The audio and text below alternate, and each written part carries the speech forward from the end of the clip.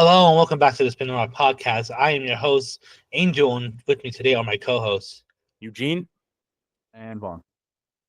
All right. September is almost over. That means October and NBA basketball is right around the corner. Unfortunately, we don't have that much news except for one that kind of shook up the basketball world for a good amount of time this week, which is Woj is officially retiring from what was his job? Just being an insider. Yeah, basically. From being an insider for ESPN. He's going to go on to be a GM for his alma mater. And yeah, how did you guys feel about this? Were you shocked? I know I was. I woke up basically to all the notifications saying he was retiring. And I was like, I didn't know that this was in his near, future per se. But I guess for as long as his career has been, it was probably about time to give it up and venture off into something else that he wanted to do. And obviously being a GM of a basketball team, of a collegiate basketball team, was something that he's always wanted to do. So it's cool to see that, he's still got a drive for basketball outside of being the insider that we know him to be. You know what I mean? Yeah, it's definitely good that he's like staying in the realm of basketball, even though we're kind of losing him as the GOAT of like NBA like bombs, and it's kind of crazy seeing this void already like a race to be filled. Like obviously the number one candidate is Shams. Like everyone's like bidding for him to get him as the next like basically next Woj because he was the only real competition. Let's be honest. But yeah, like no more Woj bombs. Gonna be kind of weird going forward. No, for real. I think, yeah, I was definitely shocked. I also kind of like didn't know this was in the near future. And for some reason, I honestly thought he would be doing this for a while. I don't know why I thought that, but I just like for some reason never expected him to retire. Like I thought I myself would be pretty old when he did. Like I thought he would be retiring and just chilling at home when he did retire. I mean, good for him. I mean, I know one of the reasons he said was like he was never really off the clock, and like I can't imagine, bro, that your job is basically 24/7. Mhm. That like you can't just go out to dinner with your family and then like boom, here's KD to like I don't know, KD to the new expansion team in Vancouver. Like that, then you have to be like, all right, well, gotta go make a call, guys. Like enjoying our meal, but I'll be back. Right. Like I So, was good for him. I saw like a clip of Adam Schefter talking, giving the audience, I guess, a little bit of insider information, just about their lives. For those who don't know, Adam Schefter is the NFL ESPN insider, but he was talking, I forgot what show he was on, him and Jeff Passan, the MLB insider, and he was like, our life is just, through our phones, and it's nonstop 24/7 because you never know when you're going to get a call or a text or, whatever. I could be at a dinner, get a text, and boom, whatever. I could be in the shower, get a call, boom, gotta hop out and like make that call. So it's crazy to see like the lives that them and whoever else, whatever other insiders there are, it's just crazy to see the lives that they live on a day-to-day basis. All right. Well, I hope he succeeds as a GM. All the best in his future, and I can't wait to see who's going to be the next NBA insider. I don't think anyone's ever going to come close to being ghost status like Will, bro. But moving on, the WNBA has announced another expansion team. I know Golden State Valkyries was one that they announced not too long ago, but they announced one right before the playoffs started, and that is an expansion into Portland. That should be coming in I think 2026 season. I don't know if they have a name yet. Yeah, I don't think they do. But How do y'all feel about this? What do you think about the WNBA growing? Bro, they move quick. Like, just announced last year for this upcoming team, like right around the corner. This year for a team that's coming down 2 years down the line. Like, I don't know how they manage that, but the NBA is still in the considering phase. There's so much talent like that the WNBA recognizes that's probably going to be coming soon with Paige Beckers, Juju Watkins, and like people we don't even know yet. So they're just like expanding at the right time. I think. I would love to see the NBA do it, but we got to see it on the sidelines of the WNBA, which I'm happy for. Right. Like they are moving pretty quick, but if they're able to do it, why not do it? You know what I mean? I think I saw somewhere, just doing some research for one of my classes, that this is their first, I think, don't quote me, but I think this is their first $1 billion season. So obviously, if you're able to do it, I don't see the negatives, you know what I mean, in expanding, because obviously you want to, from a business perspective, you want to expand as much as possible. So it is cool, 2 expansion teams in 2 years. It is pretty crazy. I'm not gonna lie, it is pretty crazy, but we'll see what happens. Golden State obviously has a good basketball population. Portland obviously has a good and loyal basketball population. So hopefully those teams will last. Yeah, like I really don't want for any of these teams to end up like the Houston Comets, was it? The now dissolved in 2008 dissolved team, which is crazy because they have 4-peated championships. But just to see like a team successful and just still die out because interest was lost by that point. But at least with the players, the talent that's coming in, they're exciting. People are showing out, and I hope it's just a trend that continues. No, for real. I have one negative, and I'm pissed, bro. Because why Portland? Come to Colorado, bro. They have this huge there's no teams whatsoever in the Midwest, bro. Like none.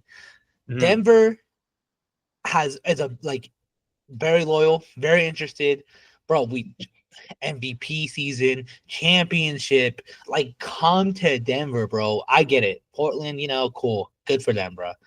But you have so many West Coast teams.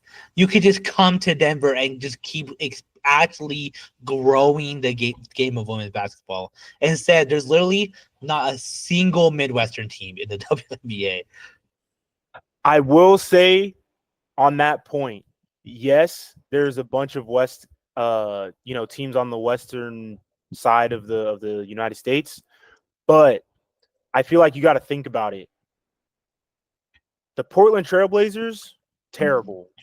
So this might give them some I don't know the word or term that I'm looking for, but I think it'll help their expansion because the Trailblazers are so bad. So more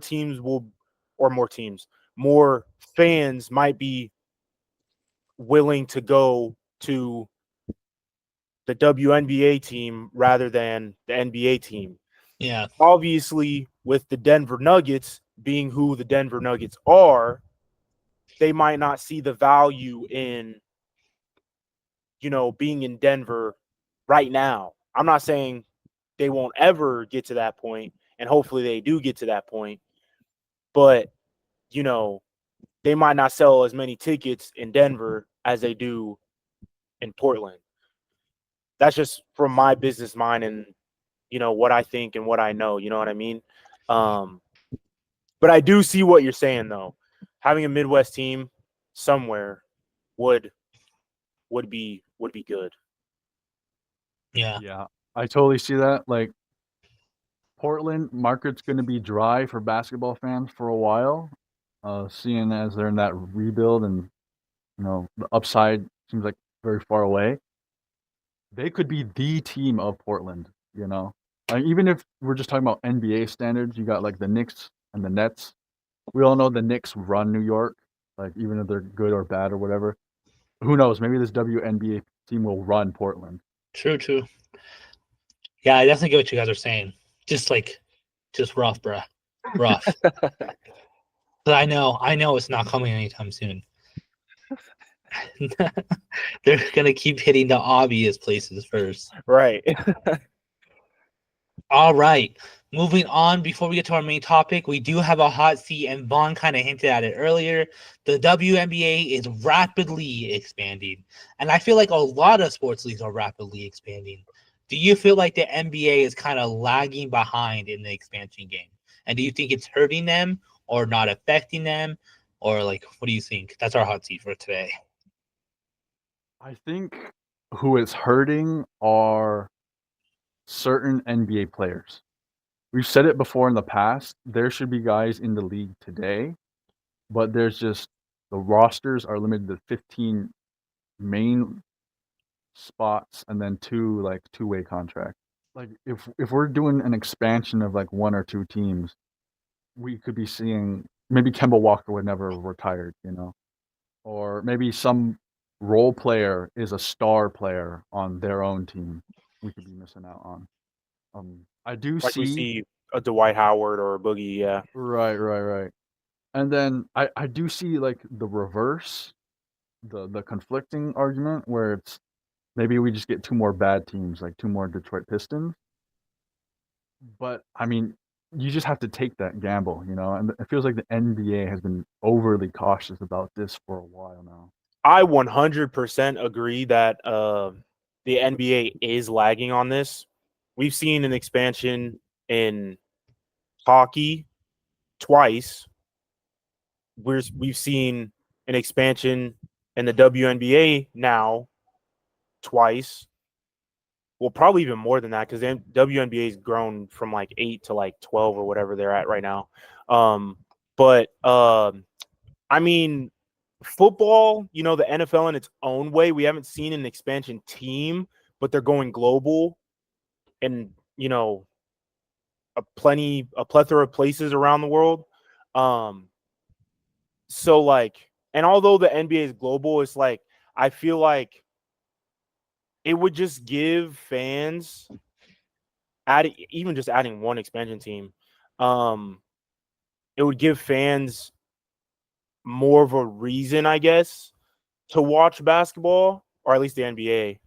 And, the NBA might hit viewers that they aren't currently hitting right now. You know what I mean? But they definitely are lagging in the expansion era.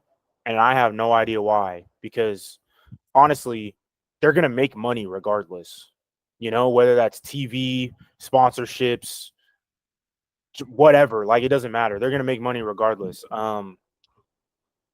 But also too, with an expansion team, you have to give them time to actually do something, like I feel like you got to give probably a team like 3 to 5 years to actually prove that they are capable of competing before, they start dissolving. But I don't know. Yeah, I don't know. I'm just yapping, but I don't know why the NBA is lagging so much. No, for real. I think the only team that hasn't expanded, I guess the NFL is kind of like close to us as well. But MLB, it was like 1998. The NFL expanded like 4 times between 95 and 2002. And then the NBA hasn't expanded since like 2004. But they announced it in 2002. So that means the MLS has expanded sooner, WNBA, NHL, like it's crazy. But I think, just a side note, I think the NFL and MLB are at a good place right now. Like the MLB is not begging for an expansion team. Like MLB fans aren't, they don't necessarily want an expansion team. And the NFL, with having games in London and Germany and Brazil or whatever, obviously me being an NFL fan, it would be cool to see, I don't know how it would play out, but like teams like overseas somehow work out in the NFL, but I'm not like craving it like I am for the NBA. You know what I mean? Mhm. So I don't know. It's also hard because like other leagues are also relocating teams too, Right. and we haven't even done that, bro. Like Yeah. NFL's like reintroducing LA teams. MLB is, of course, the A's are moving to Vegas. So it's like, and then there's like us who just haven't had any kind of movement in like so long. Mhm. And I think it would help like if we moved certain teams to their proper conferences. You know what I mean? Yeah. But For so much like fan momentum, like the wanting for this has been persistent for a long time. It just feels like the obvious move to at least announce an expansion. Mhm. I don't know. Maybe the finances don't work out, but it is like we want to see it. NBA, come on. like there's no way that the NBA is too broke for one expansion team. You know what I mean? Like there's Bro, no way. if the NHL can do 2 in like a span of 4 years, Right. there should be no reason why we can't do at least just like one. The WNBA is way more broke than the NBA, and they have announced 2 teams already. Like, you know what I mean? Like, I don't know. There's just no way that they can't pay for at least one team. Yeah. Maybe it's more of like an ownership, like who's going to own the teams? Because like the NBA's had issues with Donald Sterling, and as recent as the former Phoenix Suns owner. Right. Maybe they just want to avoid another scenario like that. That's true. It could be one of many factors, but I could see Mhm. that being one of them too. Yeah, we need that Saudi oil money. That's what the NBA is missing. NFL is starting to get the Saudi oil money. Like, we need that shit too. Soccer's had it for a long time. Like, we should be Yeah. next on the list. All right. And that was our hot seat. Let us know what you guys think. Should that end? Is the NBA lagging behind? Or are they doing what they should be doing? Today is the final episode of our What If series, and it's What If moments. What if this happened? What if that happened? We say that all the time, but this episode we're going to be really diving deeper into those talks. And so, who wants to kick us off? I'll set the scene. It's November 19th, 2004. You got Ben Wallace is kind of already heated after a hard foul. There's a scuffle. Players have to be separated. Refs are deciding, who's going to get thrown out, who's getting text, who's getting flagrant. One man in the stands. His name is John Green. Not the government. Targets this man, Ron Artest, and just throws some shit at him. And after that, it's history. Ron Artest goes in the stands. Players are fighting players. Fans are fighting players. People have to get separated. This was a Pacers team that was in their championship window and basically cut down because Ron Artest gets suspended for the rest of the year. Steven Jackson out for like 30 games or so. Jermaine O'Neal, like their rosters like cut down. Like they barely make playoffs. So this was a year, I believe, Pistons went against the Spurs in a 7-game series. And this was a Pacers team. The former year was like the number 1 seed in the East. So I'm expecting like similar results. And I think if they were going to go to the finals, it would have been this year. It's just like everything that went wrong could have went wrong at the worst time. And it was all because of Malice in the Palace. And this is just not even like thinking about the repercussions for the NBA with like how strict it feels now. Like they call it NBA soft these days. This is probably a big precedent for that, to be honest. And there's just such a pivot for not just one franchise, but felt league wide. So I thought it was important that I get this one out of the way because it feels like one of the most obvious ones. I think Reggie Miller said it best, bro. In the documentary on Netflix about it, he literally said like they would have won a ring. Like he was like, I'm not just saying that because like of this and that. Like we were literally on our way to possibly winning a ring, and that kind of cut it down. And not only that, bro, but like I think that also kind of like it ruined a bunch of careers. I think Ron Artest is the only one who's had a solid career after that. Everyone else's career just spiraled. And even with Ron Artest, like, you know, he was one of the best players on that team. So, like, for him to go from the Pacers to the Lakers, he was a role player on the Lakers, you know? Yeah. So it was like, even still, it hindered his career in a way that I'm sure many people at that time didn't see happening, you know? Mhm. And it changed like a lot of the rules in the NBA in terms of like fines and, you know, penalties or whatever. Yeah, Malice in the Palace is, if any of our listeners have not watched that documentary on Netflix, gotta go watch it. This is very good and it goes in detail literally about everything. It's so good.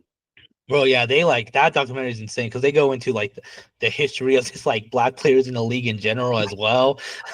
like it's just like insane. And also like yeah, it also just changed fan behavior. Like now I don't think it might have not have been the case. I could be wrong, but like now you can't even get a drink after like the third quarter.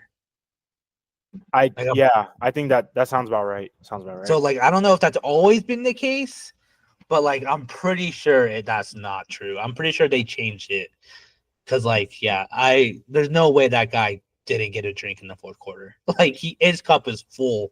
So like, yeah, they definitely introduced it after that, and also, yeah, fans can't leave their section at all now, bro. I remember going to baseball games and being able to get better seats if you just ask. Now, bro, if you try to get a better seat, they're looking at you like you're stupid. They're like, no, you're staying here. I don't care how empty the stadium is. Like, you're sitting in your seat. So, yeah, kind of insane. That is a good way to kick off the episode or the topic. All right, so I have a little. I don't want to call it insignificant because it's not, but it's a small piece of basketball history that, if you remember, it changed the game forever. So back in 2016, I think it was the 2017 playoffs, we had the Warriors and Spurs, and the infamous Zaza Pachulia wanted to close out Kawhi in the corner. Kawhi went up. Whoop. I don't remember if he made or missed a shot. Shot goes up. Bro comes down. Zaza right under Kawhi. Kawhi lands on Zaza's ankle, shatters it. He's out for the rest of the series. And then the Warriors go on to win the NBA Finals. Was that 3 or 2? I think that was 2. Yeah. So, what if Zaza never undercut Kawhi Leonard in the Western Conference Finals? Now, obviously, this has not as many ripples as probably some of the others that we're going to mention, but there's no Zaza rule because after that year they implemented, that's a foul or whatever. Because I don't even think they called it a foul, did they? So they implemented that rule. I don't remember if they ended up finding him or not for that, but with Kawhi being out on that Spurs team, game 1, mind you, I have what the Zaza rule changed. It was a foul, but now it's considered a reckless, and it could be a tech or a flagrant. So it always was a foul, but you weren't gonna get ejected. But now it's considered a reckless maneuver. So you can consider get a tech and a flagrant call for you. Okay, bad. So, what helps that is because it was Zaza that did it, because he had a reputation at that time. Right. That was Draymond Green before Draymond Green. No, for real, Zaza was a menace, bro. But yeah, so that's why they That's why they had implemented that rule. Because like at the end of the day, too, like it was for player safety, So we don't want to see our best players get hurt. We want to see them play. So obviously we have to give them the consequences that are necessary. But yeah, anyways, talking about the situation. So Kawhi goes down. They end up did they get swept? Yeah, they got swept 4-0 after he got hurt.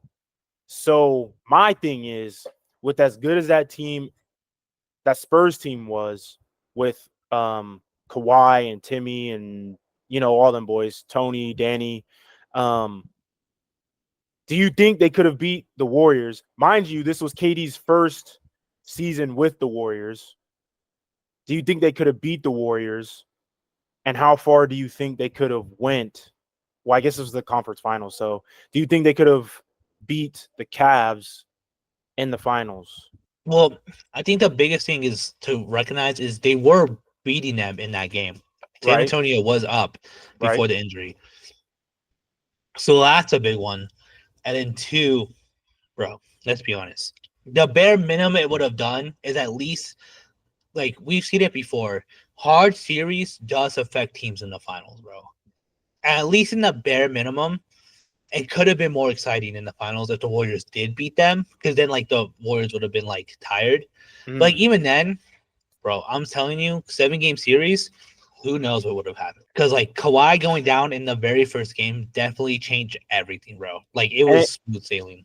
It demoralizes a team. You know what I mean? Like your star, your best player getting hurt in the first game of the biggest series in that moment. It just hurts, and so it just changes everyone's mindset. And then even with Greg Popovich being as good as Greg Popovich is, couldn't overcome the Warriors without him. Literally, your Yeah. defensive and offensive anchor gone. Yep. Like, you have so much playoff experience with that Spurs group, and obviously Kawhi was basically their go-to. He was their franchise now, since the rest were getting so much older. I don't think any team could come back from losing their best guy, but they would have all the steam ahead, especially if they take game 1, And I think we've seen shades of even the Kevin Durant Warriors era where they look like a vulnerable team. Like, there's the Rockets time, also got lucky with the CP3 injury. Mm-hmm. And even with the Raptors, like I know obviously Clay and KD played a major factor in that, but like the Raptors weren't going down easy, even if those two guys had stayed healthy, So I at least think it would be a 6-game series and could swing that finals, like you all were saying. It would also at least have the Spurs see what they were fully capable of in that series and make tweaks in the offseason. Because you look at that Spurs team, they're like, oh, maybe if Kawhi stayed healthy, we would have had a chance. Let's run it back. Maybe they just see the gaps even clearer had Kawhi stayed healthy, and maybe they readjust to counter the Warriors next. There's a lot of things this could spiral into. Yeah. Well, then, like, bro, would Kawhi have stayed? Right. Because like one of the big reasons why he left San Antonio is because they mishandled his injury. So Right. like, who knows? Maybe he would have stayed. Or maybe he would have stayed and then gone off to free agency and picked where he wanted to go in the first place instead of having that legendary Toronto run. That's another good one. I have one that's like super recent, but also it's kind of like a big what if, and that is like, what if KD's foot was never on the line against the Bucks in their 2021 championship run? Bro, because KD's foot on the line, the implications of that is a lot bigger than we think. Right. One, of course, the Bucks go all the way to win a ship. Not saying they wouldn't have if it was. Not saying the Nets would have won a ship or anything, but like the Bucks go on all the way to the finals and win. Mhm. The very next offseason, they get dismantled completely. Kyrie's out of there. Or not Kyrie, but they're just not the same team ever again. Mhm. Kyrie, Harden, it just it completely falls apart. And not only that, but KD would have probably been shown in a different light because at the time, KD and the Nets, KD was starting to prove people wrong. Like he could carry a team because Mhm. Kyrie was injured for most of that season and he was carrying the Nets. So if he got them past the Bucks, I don't want to say definitely would have beaten the Hawks because we don't know, but bro, it's the Hawks. Nah. Yeah, See, they would. that's what I was gonna say. Like, bro, if he beats the Bucks, who were a 3 seed at the time, like, mind you, this wasn't even well, this was prime Giannis. Don't let me say that. But if he can get past prime Giannis, he can get past a Trae Young. You know what I mean? Like, sure, the Hawks had plenty of momentum because this was fuck Trae Young era. So obviously the Hawks had a tremendous amount of momentum beating the Knicks and the Sixers. But bro, mind you, who do the Hawks have to guard at the time to guard Harden and or Kyrie? Bro, no one. Nobody. Yeah, Capella is like not their helping them. backcourt, Nobody. Trae Young and Kevin Herter. Yeah, they're getting cooked. Like it's over for Every them. single time down. that might have been a sweep, if not a gentleman's sweep. I Yeah. really think the Nets could have made a run had KD a championship run, had KD shoe size been a size 12. Yeah, no facts. I mean, bro, that pitcher is probably the most devastating pitcher in Nets history, bro. It's like the very tippy top of his shoe is on the line, bro. And then the bigger question is, bro, who would have won in that finals? Would we be talking about CP3 with the ring? I don't think so. I'm not gonna lie, because bro, yes, the Bucks balled out in that finals. It was strictly Bucks. There was nothing to be praised about on the Sun side. I low-key think it would have been the same thing. The series might have been closer, sure, but I think it would have been the same thing for the Nets. Because at that point, everybody wants a ring. KD wants to prove himself. Number one, being without Steph Curry, although he's still with Kyrie and Harden. But this Harden, was more respectable because they were injured a lot during that season. yeah, exactly. Harden wants his first ring. Obviously, Kyrie wants another ring. And then the whole, all the role players and whatever. You know what I mean? Yeah, Blake Griffin, Aldridge, all the people who don't have rings. Exactly. So they would have, basically literally given it their all as if they were going to retire next season to try and win this finals. And I really think they could have beat that Suns team. Also, because DeAndre Ayton was not this was his last good season. Dude, he was never the same after. This was because of that finals. Brook Lopez and Giannis was making him look goofy out there. They made it look like he can't do nothing. But who would have been the center for the Nets at the time? Was it DeAndre Jordan? The center at the time was Aldridge and Allen and Claxton. Like Jared Allen? Yeah, Jared Allen. Yeah, bro. He's not, in my opinion, he's not competing against DeAndre Ayton is not competing against Jared Allen. And DeAndre Jordan, bro, DeAndre Jordan babies everybody. Well, also DeAndre Jordan was not playing. It was Claxton. It was Claxton and Allen, and then every once in a while, LaMarcus Aldridge was out there. But DeAndre Jordan was not seeing the court, bro. He was not seeing the court. Right. But wasn't this the season, or was it, or I guess it would have been the season after LaMarcus Aldridge retired because of his heart or whatever? I don't know. It might have been the season after. Or was it did he retire mid-season and then come back? He might have retired mid-season because now that I think about it, they had a shit ton of centers on their roster that year. And I think that's because Aldridge retired. Yeah. I can't remember, but it was some weird, crazy stuff. I don't know. I don't remember. But yeah, I really think that the Nets could have won this year had they beat the Bucks or I had also KD's can't foot been behind the line. I also can't predict this factor, but like I think injuries would have caught up because they're all so much older, like including the role players. Like James Harden was already playing hurt, like his calf or leg or something. And I think Kyrie had a minor injury too. He was playing through, and you got to go Oh through yeah, they're 2 more series. Like I don't know if they're holding up all the way, or even like if KD does, or if, like any of their older role players. I just think the Suns benefited mostly from health throughout the series. I think, and they weren't bums either. The Suns, like they oh went no. through some pretty good teams in the West. Hmm. I It was think just they would until have, that finals where they fell off. yeah, they Because would we're have. forgetting that this was to get to that finals was DeAndre Ayton's game-winning lob, where he like caught a Oh lob to win the yeah, game.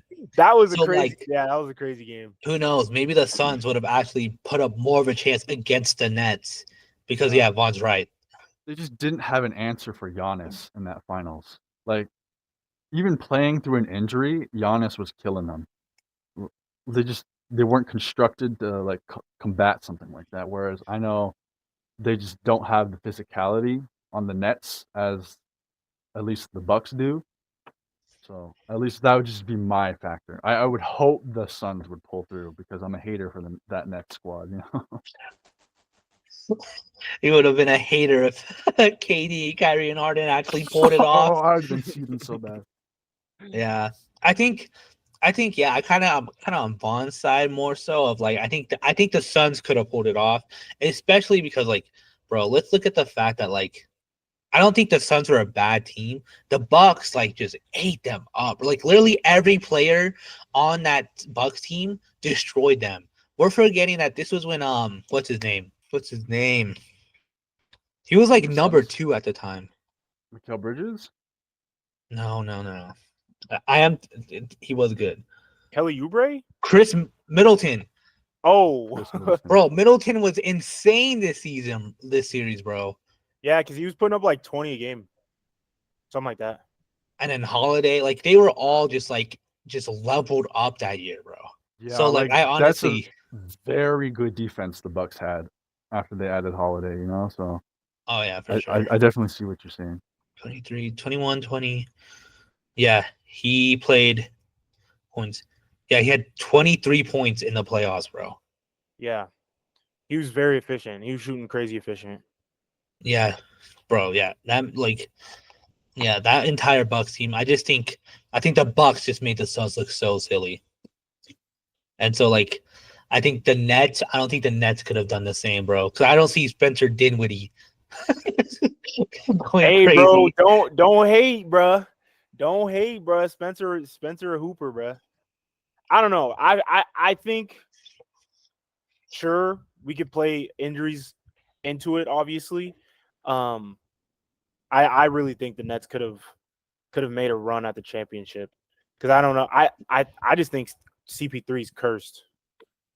Like something would have prevented the Suns from winning, whether it be CP3 causing something or just something else. But I don't know. I think CP3's cursed, bro. That was his closest chance of winning, and he could not get it. I think this might be the most minor of all the ones we brought up so far.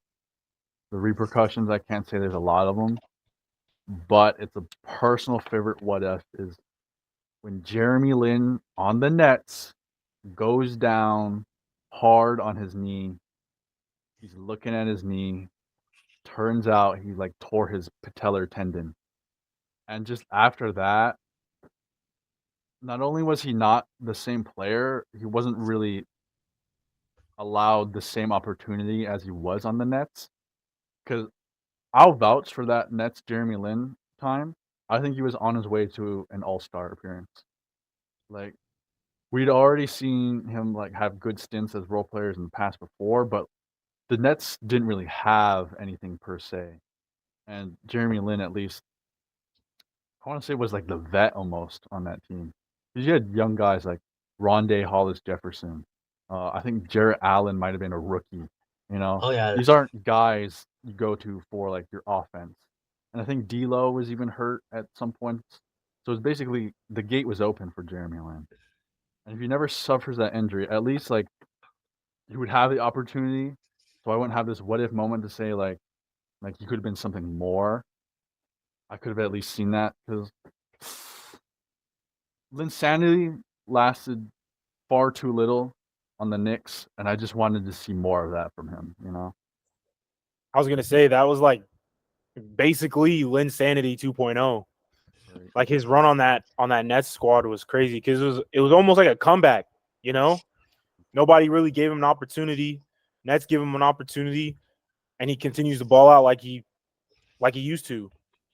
It was very unfortunate though when that happened because it was literally that happened, and then he was out of the league. pretty much. I don't think he got any playing time on Toronto. Nope. Like he got a ring for sure, but I don't think he really saw the floor, bro. I'm a big advocate for Jeremy Lin during this era because the year before, the whole reason why he was on the Nets is because the year before he helped Kemba and the Hornets get to the playoffs and like actually have a good run. Like that was Mohawk Jeremy Lin, and he was balling, bro. He looked like the second option during on the Hornets.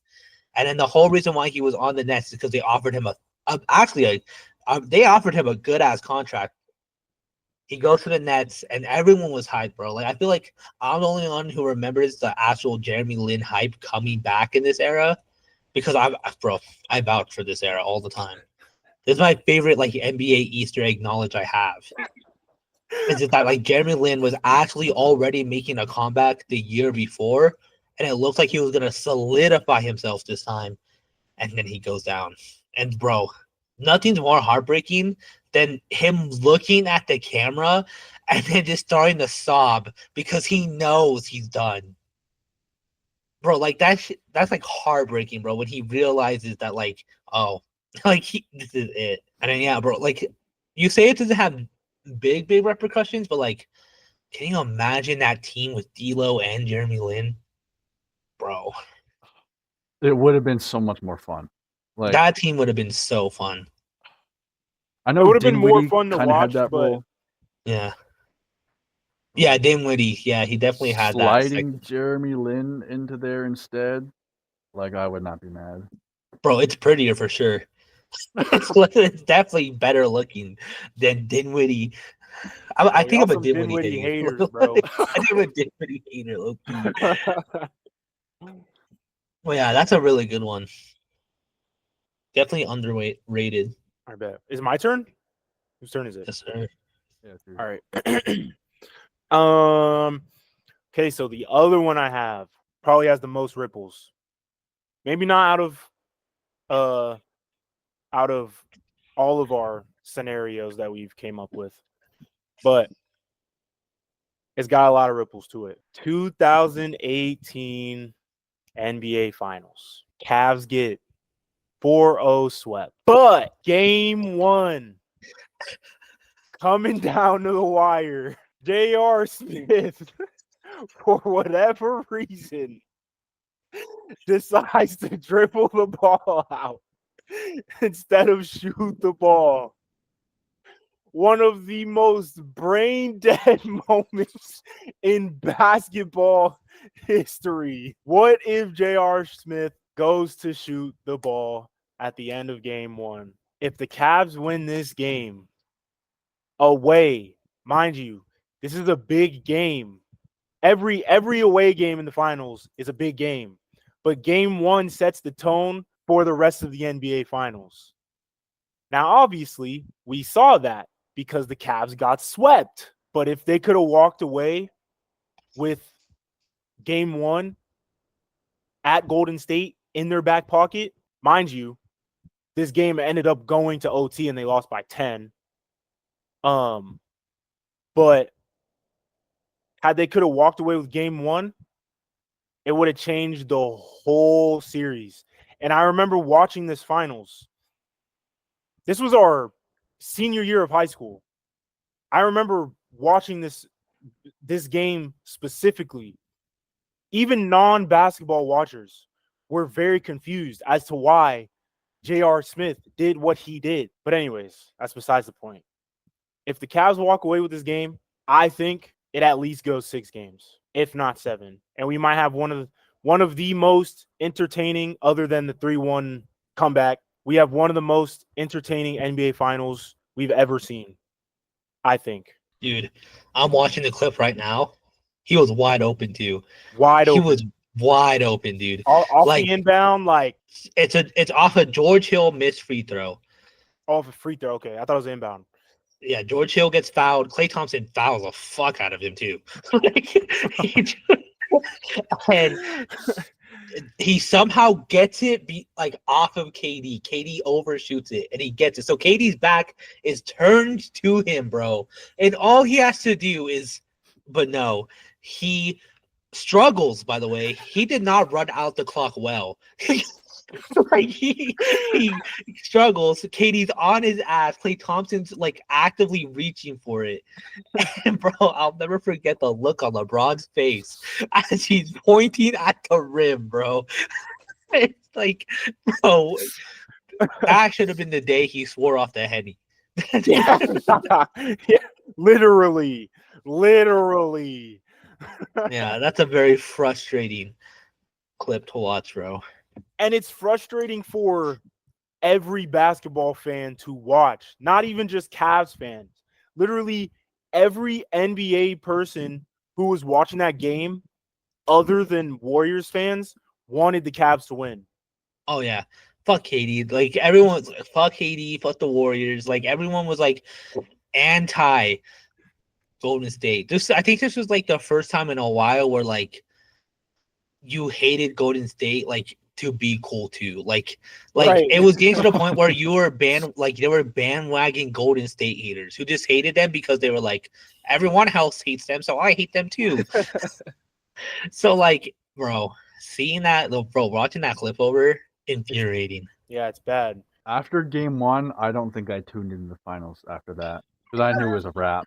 Because I didn't even want to see what's coming. Mind you, just for a little context for our listeners, I'll give you the scores of each game, how it went down. So obviously it was tied at the end of regulation for game 1. Golden State ended up winning by 10 in overtime.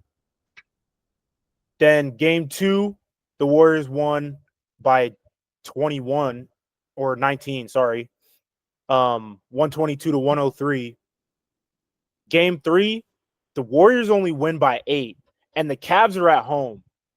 So if they, let's say they win game 1, we'll give the Warriors game 2. Game 3, they go in tied 1-1. It's really anyone's game, And then the Warriors literally murder the Cavs game 4, 108-85 for the last game. And you could tell, 85 points watching in the game NBA 4 was finals. sad. Watching game 4 was literally the saddest NBA finals game to ever watch, bro. They were up a demoralized. Yeah. J.R. Smith, this J.R. Smith incident is the equivalent to your star player getting hurt. Oh, yeah. It killed everything, every sense, every part of motivation that they had to win this NBA Finals was gone once J.R. Smith ran the clock out. Bro, I think what's crazier, what really is crazier, is that, bro, I know they tried their hardest not to blame him, but bro, there was no way you don't go into that locker room just despising that man. And then not only that, but to be expected to go into game 2, 3, 4 and put up a fight. No, there's a rift in the locker room now, bro. And in the finals, that's gotta that also did not help whatsoever. To be a fly on that wall, I can't imagine the things that man was told. Yeah, it's bad. Especially, you remember the awful post-game interviews, not just for LeBron or JR, but for everyone, just asking the same question over and over. what was going on through J.R. Smith's mind? Like, no, you gotta ask him. Like LeBron had to walk out of the interview because that one guy just kept pestering about the same question. Plus, wasn't this the same season J.R. Smith threw soup at Ty Lue in like the locker room? Like he got suspended, I think. I don't remember all that. I'm not gonna lie. Yeah, I He was remember kind that of at already all. on hot water, but like that just it would be very hard to pretend that it was not the issue at that point. Bro, I don't know why he did that, bro. I honestly never heard him say why. Yeah, there was never an explanation. And I'm looking at it now, and apparently his story changes every time he tells it.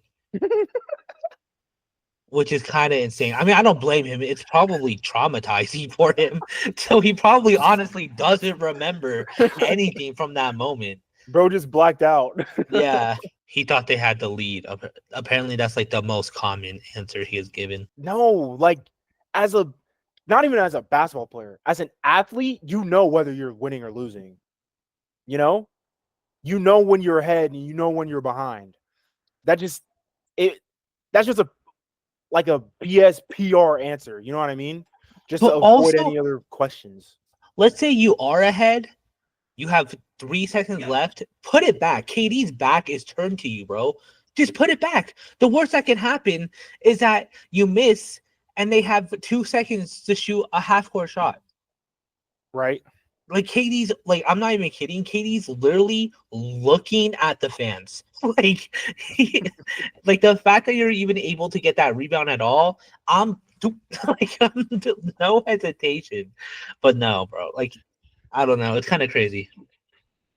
I'm gonna watch that video. Apparently, it's a compilation of every time he told the story about why he did it.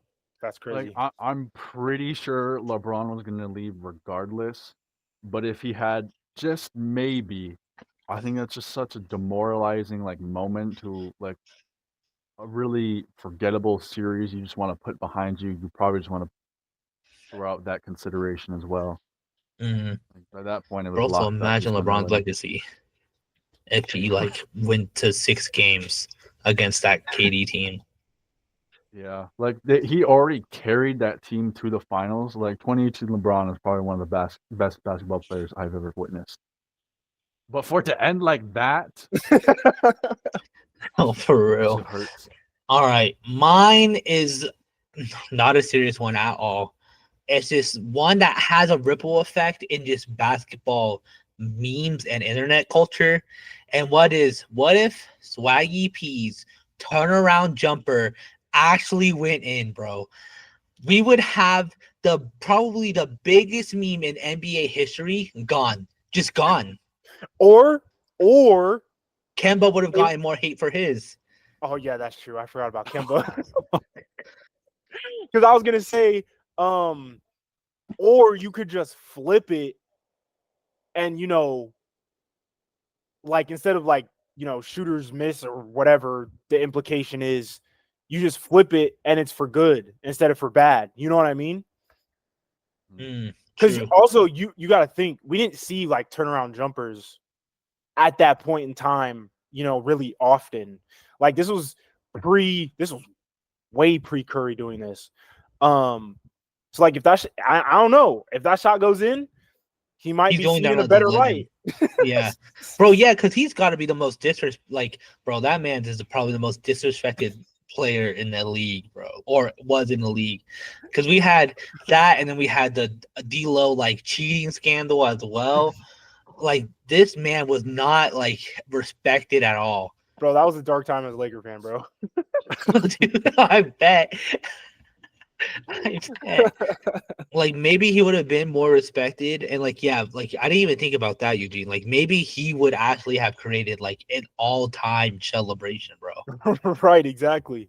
And then people would be trying to emulate him and not necessarily Curry, Yeah, that's probably like a poster, that's a t-shirt, you'd be seeing it everywhere.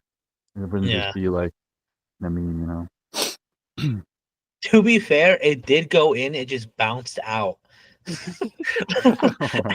So it's not like what he did was so stupid. It's not like he shot it and was like, "Yeah, that's in." He shot it to him. It went in, and it just went. That was just my Okay. jokey one. I don't think I have a third real one because all of mine got set. Yeah, I don't have another one. My only other one was Katie's foot. Yeah.